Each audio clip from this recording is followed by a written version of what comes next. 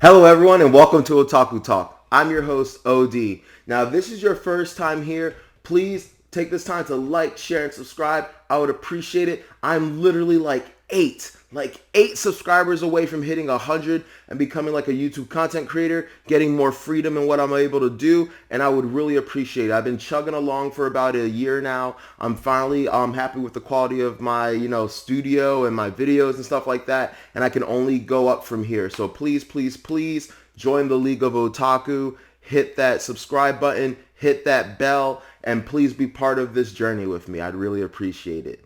Anyway, today we are reviewing and analyzing chapter 313 of My Hero Academia. So without further ado, let's get into it.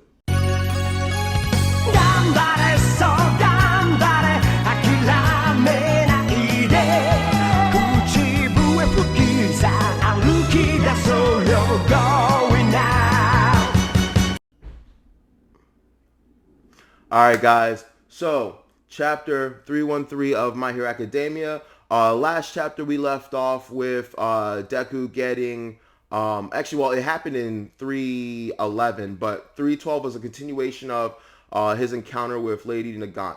And we saw from 312, which was a complete hype chapter, that, she is the best sniper in all of the My Hero Academia world. The one dude snipes that hero, basically sang her praises. We know that she can turn her hand into a weapon, and that she can turn her hair into bullets, and varying kind of bullets that have different effects and abilities. Something super interesting that she did this chapter that I thought was cool was she didn't do this previously, but she was able to make part of her gun into a scope. So like part of the rifle hand that she made, the part that turned into a rifle, out of it comes this one part that swirls on her eye and creates a scope. So that answers a couple more questions I had. So I don't think her ability is simply being able to transform into a gun.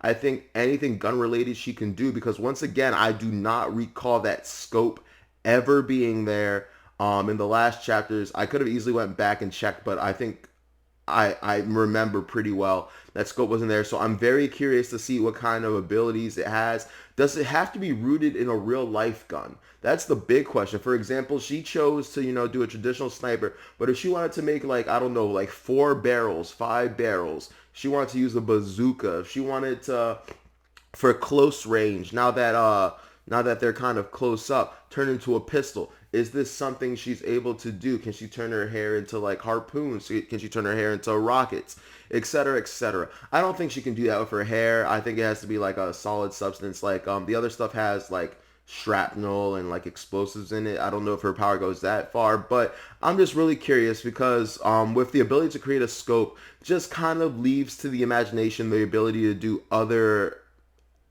even possibly like tangential things with her quirk. So yeah, so we start the chapter with All Might, and of course he's fine, he's safe. What we didn't see was he was able to eject himself out of the car. Also, thanks to the car, he was protected. We got the name of the car, which is Hercules, or I'm gonna assume because this is Japanese, it's Hercule.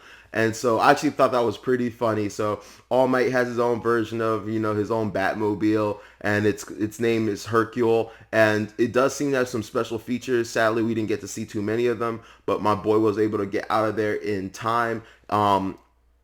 It doesn't look like the bomb was Lady Nagant like I originally thought. I thought maybe that she threw, like, maybe, like I said before, maybe she can turn her arm into a grenade launcher, launch that grenade at him from far away, and then continued after Deku. Like, we know she does have that range, and she does have that ability to fly, so either she did it from far away, or she attacked him and then flew to a vantage point that would help her attack Deku. But no, it looks like it's 2 hired hands. They don't look like anything special. It looks like they were told beforehand that they were fighting All Might, because most people, when they see All Might in his like non-powered up flexed form, don't recognize him, and they were like All Might kind of question markish. So I'm assuming whoever hired them, whether it be All for One or Lady Nagant, probably filled them in that, hey, You're gonna be fighting All Might. However, he's a shell of his former self. He's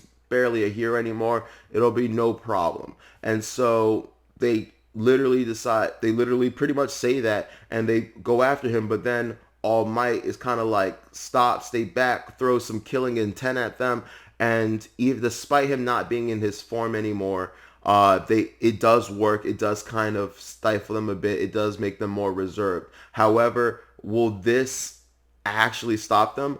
I don't really know, because we don't know exactly how weak All Might is at this point.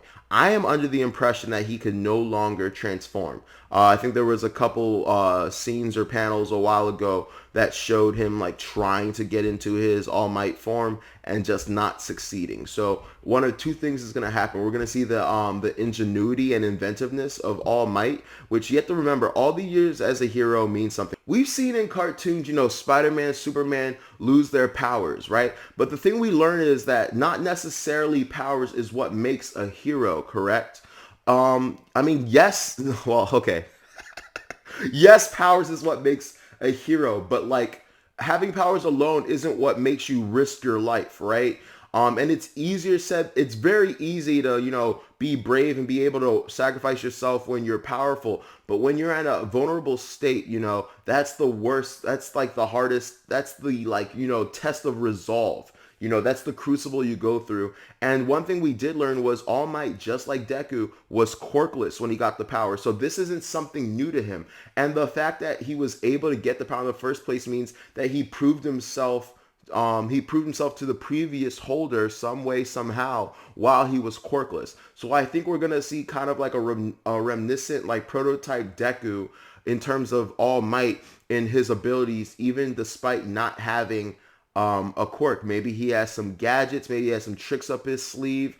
I don't know, but I do not foresee, All Might going out like a punk. I don't see that at all. And the fact that he was still able to, despite not having powers, kind of invoke fear in these guys kind of gives me hope. However, I could be reading the situation wrong, and they're kind of a little bit worried and scared that, hey, he might not be as powerless as we think. Because I don't know about you, but if someone sent me to go assassinate Superman and they were like, "Hey, don't worry, we shot him with a kryptonite bullet. He's on his last legs. We just need you to finish him off." If I'm stupid enough to go in the first place, I still might have my reservations, right? I still might be cautious. I still might be worried because, hey, this is Superman. All my life I've seen this dude fuck niggas up. And now he's going to and now I'm after him, despite being told by someone who I view as maybe as powerful or comparably powerful. I'm still going to be nervous. I'm still going to be cautious, exercise caution, right? So yeah, I'm very excited to get back to that panel. Last thing I'll talk about with the All Might scene is the fact that he was on the phone the entire time. I can only assume he was talking to Hawks and Endeavor. Like I said previously in the last review, it looks like Deku's going to get help. It'll take some time, so that's going to give us a while for, Deku to have his one-on-one against Lady Nagant.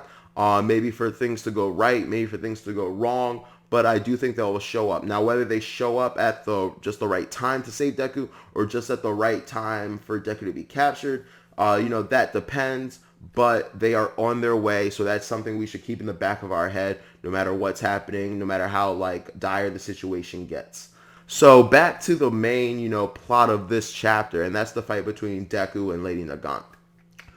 Basically, Deku decides, I'm going to bob and weave, I'm going to zigzag, and I'm going to try to get close to Lady Nagant. Lady Nagant is an expert sniper, and I'm sure many people have tried this strategy on her before. So she's no fool, and she is handling it relatively decently well. Because of this, Deku's having a hard time and has to, hold his initial plan and kind of recalculate. He decides to go with what I said last time, his smoke screen, and he uses that to, obscure the vision.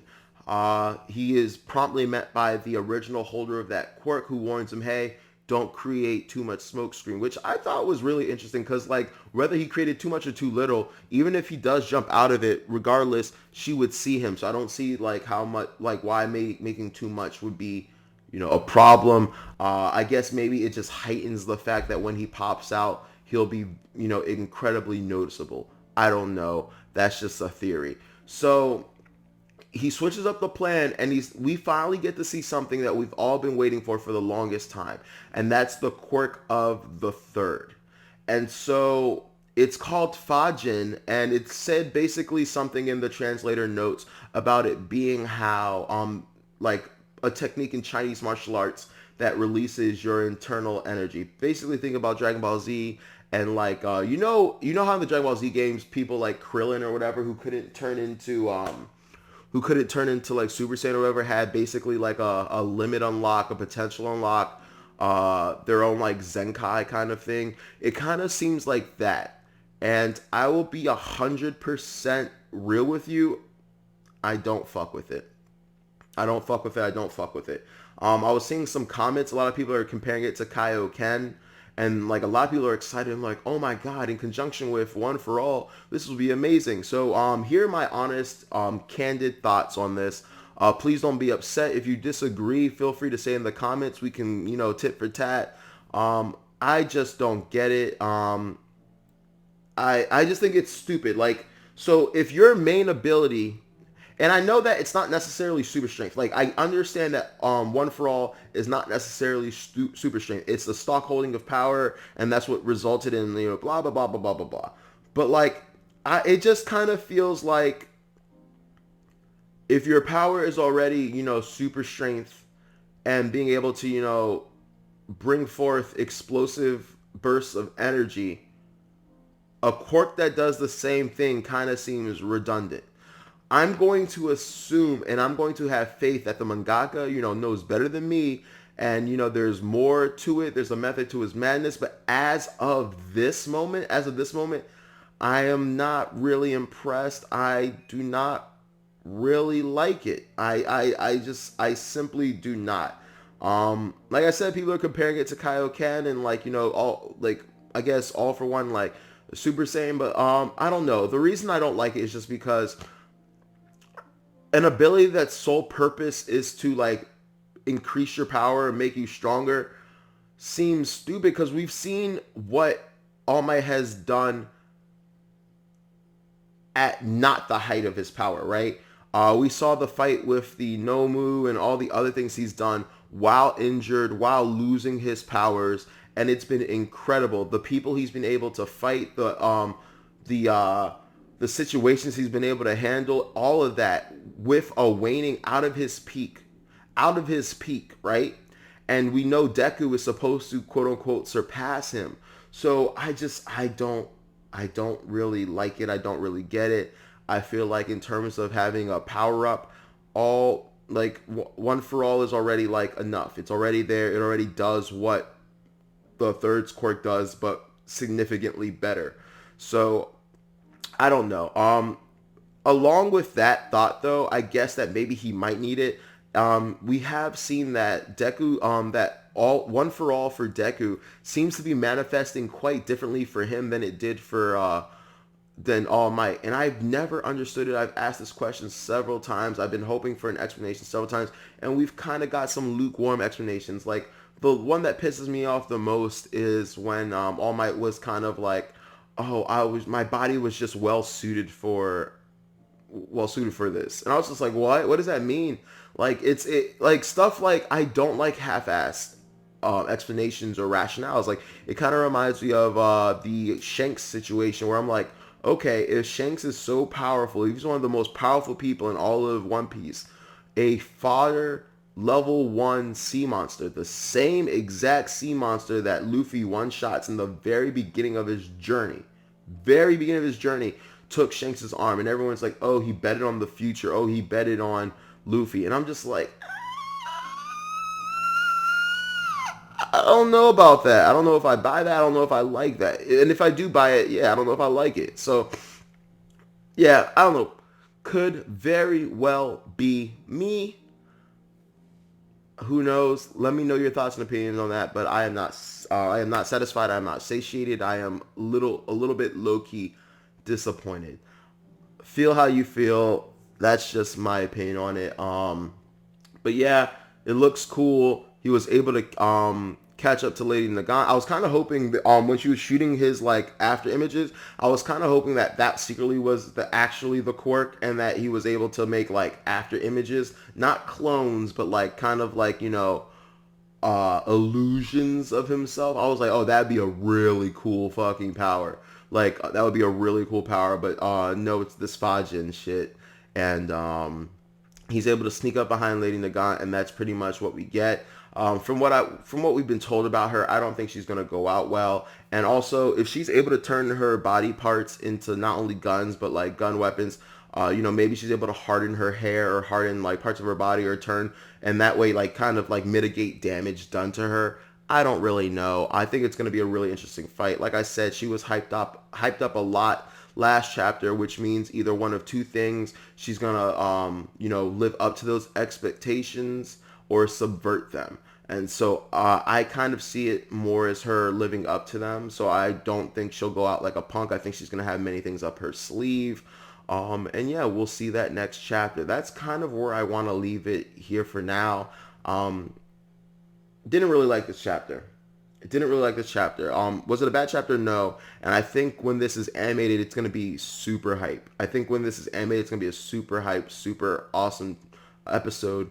But as far as, you know, context and exposition and what happened and reveals, I don't know. Fa-Jin really ruined it for me. Maybe I'm just being kind of too much. Please let me know in the comments, but not my cup of tea. Anyway, I look forward to the next chapter. I look forward to the resolution of all this. I look forward to finding out more about why All For One hired her, and more about like what his plans are for her, what his plans are for Deku, and what her plans are for Overhaul. And if possible, if Overhaul will have any kind of, you know, significance to this story again. Anyway, I will conclude the video here. Thank you for tuning in and watching Otaku Talk. I am your host, OD. Please, once again, like, share, and subscribe. I repeat, I need like 8. I need like 8 more subscribers. So if every single person who watches this video subscribes and hits that bell, I will be on my way. You will become a member of the League of Otaku. I was actually going to go with League of Extraordinary Otaku, but I was worried that's a mouthful. So in my heart of hearts, it's League of Extraordinary Otaku, but League of Otaku for short and branding reasons. So yeah, I will get back to you guys later today with Dr. Stone. For whatever reason, the site I usually get it from doesn't have it uploaded yet. No big deal. Gives me time to edit and upload this while we wait. Unfortunately, no One Piece this chapter. I may do an expanded chapter review and touch on some things last chapter that I may have missed out on, or maybe just go into some theory crafting and talk about some other things I was concerned about in the theory. And then I have been loafing on my Jupiter Legacy video. I will try to get that out to you guys shortly. Also, last little plug, I have an alternate channel called Blunt Honesty. If you go to my YouTube channels and you go to featured channels, you'll see it. It's a completely different forum. It's there to basically, I am very against this society of cancel culture, and I used to be like a social warrior. I used to be super PC, but then I realized, you know, we're kind of moving too much on the end of the spectrum. We're becoming extremists of our own. So I have another show called Blunt Honesty. I haven't done much with it recently. Only have 1 episode of that out. Recorded 2 other episodes, but I wasn't satisfied with them and never released them. So I'm going to be shooting another one soon, and the topics are going to be the Israel-Palestine conflict, as well as the vax and mask mandate, and maybe one other topic. So if stuff like that interests you, please go ahead and head over to that channel. Like, share, and subscribe, and I should have some content for you on that possibly in a week or 2. Anyway, thank you. This has been Otaku Talk signing out. Have a great day. Have a great weekend. Take care.